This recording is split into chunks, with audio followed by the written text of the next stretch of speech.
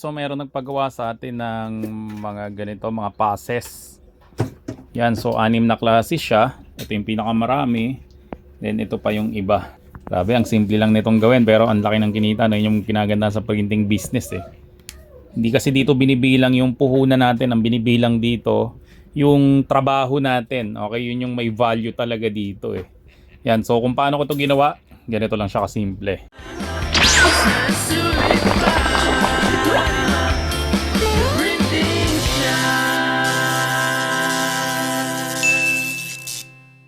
Hello guys, so merong pinagawa sa atin na mga event passes. So ito siya, yan yung mga layout nila. So meron tayo ditong core staff, production, performer, security and safety, media, and syempre yung guest. So ito yung bilang ng ipapagawa sa atin. Yung core is 20 pieces, production 75, performance 56, guest is 2, tapos yung media is 7, tapos security is 50. So total of 210. Tapos pagka-print natin yan, ang gagawin pa pala dyan is ilalaminate natin. Hindi siya PVC.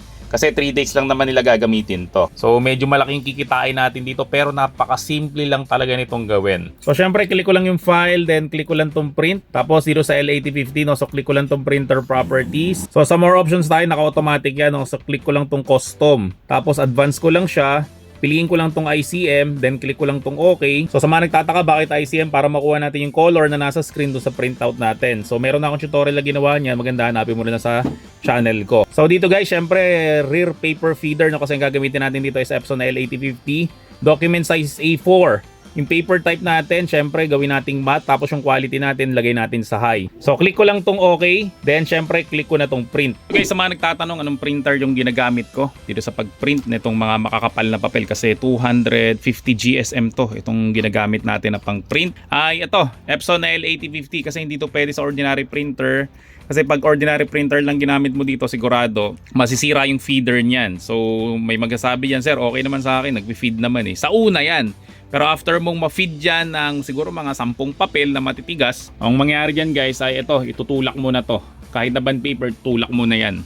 So ganun guys, kadali masira ang feeder ng printer kapag nagpiprint ka ng makakapal na papel, no? Kaya ito talaga guys ang highly recommended na printer.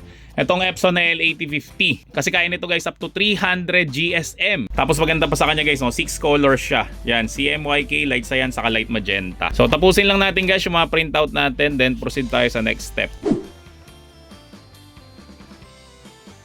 So ito guys yung iba sa mga na-print natin. Yan, dami niya, no?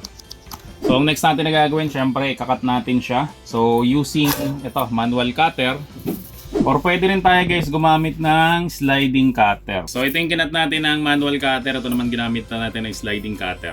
So pareho lang naman sila guys, no? Pero mas madali itong gamitin at mas safe itong gamitin. Itong sliding cutter kasi walang kamay na mapuputol dito. Kasi walang naka-expose na blade. Hindi kamukha nitong manual cutter na alam mo na, pwedeng maputol yung daliri mo dito, okay? Mas mura guys ang manual cutter kaysa dito sa sliding cutter, pero guys, again, mas safe at mas madaling gamitin tong sliding cutter kaysa dito sa manual paper cutter. At isa pa to guys ha, itong sliding cutter ko na to, siguro mga 13 years na to, pero hanggang ngayon hindi pa rin siya pumupurol. Okay, ginagamit ko pa rin siya, hindi kamukha nito guys, ang buhay nito saglit lang eh. Wala pang 1 year guys, mapurol na to, tapos minsan pumapaling na to eh, kaya kailangan mong i-adjust yan dito. So after ilang oras ng pagkakat natin at sumakit na yung aking carpal tunnel, ay ito na, nakakat na natin silang lahat, no? So meron tayo ditong, ito para sa production, general access, so ito yung pinakamakapal. Ito yung mga performer, all access, so ito yung sumunod na makapal. Then ito, security and safety, core staff, media, and guest. Dalawa lang yung guest nila, okay. Yan, tapos ang next na kailangan natin, syempre kailangan natin itong laminating film. And syempre kailangan rin natin itong laminator, no? Kasi ilalaminate na natin siya para maging ganap na ID na siya. Guys, yung ayaw na mahirapan sa kanilang printing business, lalong-lalo na sa templates, no? So mas maganda mag-member ka sa Creative Fabrica kasi nag-o-offer sila ng millions of files, templates, and fonts para sa yung printing business. At maganda pa yan guys, pwede mo yung gamitin nang hindi ka nag-aalala ng copyright. So kung gusto mo guys ma-avail yung free trial nila, so check mo lang guys yung link sa description section ng video na to. So guys, ang next na gagawin natin, syempre laminating film natin na ikakat natin siya. So apatan ka siya. Yan, so ganyan siya kalaki. So pag kinat natin siya ng apatan, syempre lagyan nyo ng sobra. Syempre kuha lang tayo ng cutter. So ang sukat nito ay yan, almost 9 inches. Yan, so ikat lang natin siya ng bawat isa ay 9 inches. Yan, kasi meron naman tayong hamba dito as guide. So humingi kayo ng tulong kasi pahawakan nyo to para hindi mahulog. So ikat natin siya by 9 inches. Then gumupit tayo ng sangkatutak nito. So guys, 250 microns yung ginagamit natin na laminating film para makapal kasi meron yan yung 125 lang. So manipis yun, nakakahiya yun, huwag nyo ibibigay sa customer yun kasi hindi na uulit. Ito naman guys yung ginamit natin na pang print, no? So 250 GSM. Sobrang kapal nito. Actually yung LA50 hanggang 300 GSM yun eh. Pero 250 lang yung ginamit natin kasi nga gagamit naman tayo ng laminating film. So ang next na kailangan natin itong laminator. Set natin yung temperature niya sa 150 tapos hot forward run. Nakita nyo, nag-color red to. So kapag ka-ready na yan, na-reach na yung certain temperature niya, itong color green na to, iilaw na rin to kasi nga ibig sabihin nun, ready na siya. So again guys, mag-ingat kayo sa laminator no kasi ang laminator na to ay umiinit to. Meron yung takip talaga dito eh, pero inaalis ko yun para guys mas madali na mag-laminate. Pero kapag wala siyang takip guys, mag-ingat kayo kasi ito mismo umiinit yan. Katulad nito, yan, ganyan mangyayari sa inyo, mapapaso kayo. Lalo na guys pag may bata kasi double whammy yan. Bukod sa mapapaso kayo, pwedeng masuksok yung daliri ng bata dito at pwedeng kainin yan at baka dumugo or madisgrasya yung bata dyan sa inyo. Okay? So, hintayin muna natin siya guys na ma-reach yung temperature natin na 150. Tapos, maglalaminate na tayo. So guys, pag naglalaminate kayo, di ba ilalagay natin dito yung nilalaminate natin. Yan, so 1, 2, 3, 4. So, lalagyan nyo siya ng awang o ng space kasi kailangan may border yan dito, no? So ikakat natin yan.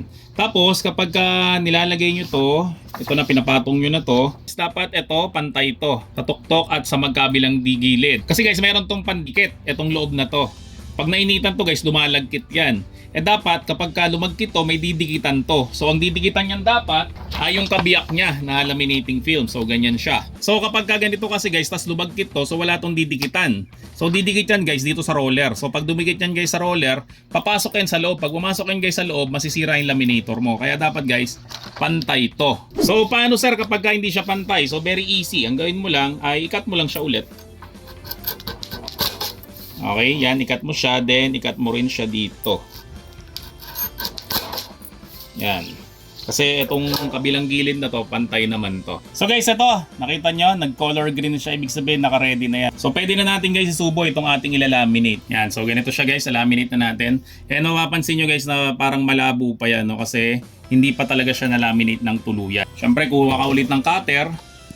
Tapos hahatiin na natin to sa 4. So ang technique ko dito guys, no, para malaman ko kung gaano ba kalang allowance na kailangan ko dito. Nakita nyo yung pagitan na yan, di ba? Meron tayong white dito at syempre meron tayong bakal dito. So ito guys yung pinaka allowance ko dyan. Ito yung dulo ng ating papel. So yan yung ilalagay ko dun sa white. Tapos yung bakal yung pinaka allowance ko. Yan, so gagawin natin, syempre kakat natin siya. So nakita nyo guys, ito yung allowance ko ngayon. Yung allowance ko naman guys sa tuktok, nakita nyo yan, eh, no? Yung unang guhit na yan, yan yung pinaka-allowance ko naman. So gagawin natin guys, ganyan siya.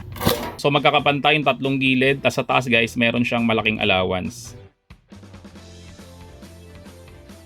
So guys, ito yung mga nakat na natin.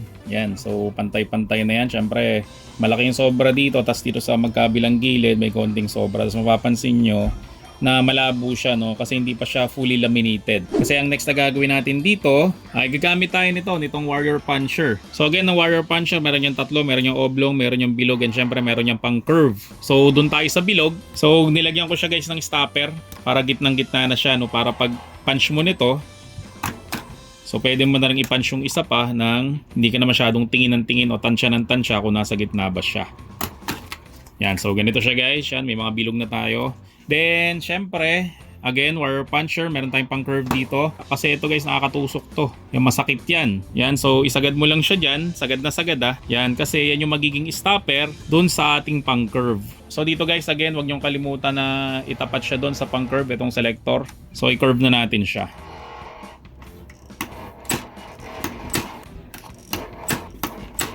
So, nabutasan na natin. Syempre, na-curve na natin siya. So, syempre, susubo natin siya ulit sa laminator para ma-fully laminated na siya. Yan, so fully laminated niya. Napansin nyo, clear na yung mga gilid niya. Hindi kamukha nito. Yan, malabo pa siya. Pwede nyo rin itong gawin i-laminate nyo ulit pabaliktad para talagang mas maganda yung gawa natin. Yan, so ito na guys yung finished product natin. Tigas niya, no? So meron kaming package na ino-offer para magawa mo yan, no? So ito guys yung back to school na business package. So pakita ko lang sa inyo guys yung computation natin dito. So ang puhunan natin dito guys is 25 pesos. So ang mga kasama dyan, syempre yung isang A4 na matte paper, tapos yung laminating film na back to back, tapos yung ink, yung kuryente, labor, effort, and syempre reject. Tapos ang bentahan natin yan guys is 30 pesos ang bawat isa. So sa bawat isang page, ang magagawa mo is 4 na piraso. So 4 times 30 guys is 120 pesos. So tutubo ka guys ng 95 pesos sa bawat 4 na piraso sa bawat isang page na magagawa mo. So yung ID lace guys sold separately yan. So pwede mo pa idagdag yan. So pwede mo dagdagan ng 10 piso kapag ka may ID lace. Mura lang naman guys ang puhunan ng ID lace. So depende sa inyo guys, no? Kayo na lang mag-adjust ng presyo kapag ka maramihan. Kasi guys talagang tutubo kayo dito.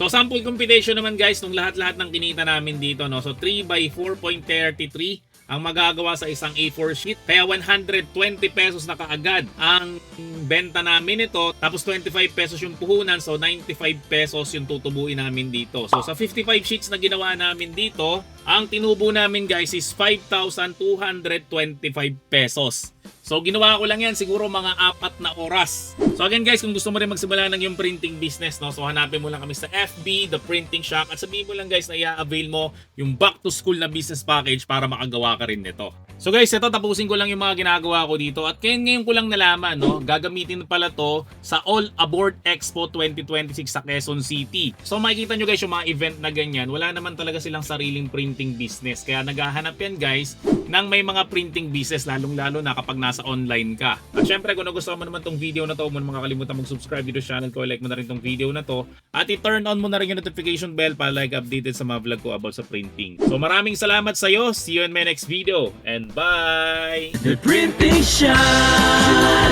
ayos na sulit pa. The Printing Shack, ayos na sulit pa. The Printing Shack.